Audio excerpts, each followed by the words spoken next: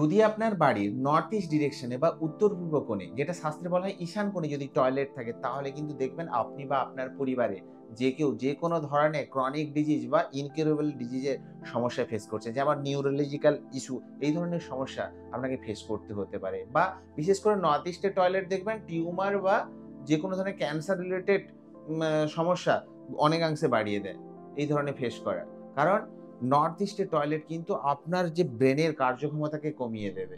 তাছাড়া কি brain injury, brain damage বা যেকোনো ব্রেন হেমারেজ এই ধরনের সমস্যা কিন্তু দেয়। তাই নর্থ ইস্টের টয়লেট কিন্তু ফুললি এভয়েড করা হয়েছে। শাস্ত্রে কিন্তু সেটা ফুললি মানা করতে বলেছে। তাই যদিও আপনি না করতে পারেন যে কোনোভাবে ওটাকে ডেমোলিশ করা যাবে না, তাহলে সেক্ষেত্রে কি রেমেডি করবেন? ১ম এ বলব রিলোকেট করুন, চেঞ্জ করুন। যদি না পারেন তাহলে তখনই এই স্টেপটা নিন। Use the negative effect, lightest tone of yellow color stream 2 or 3 inch place in the toilet.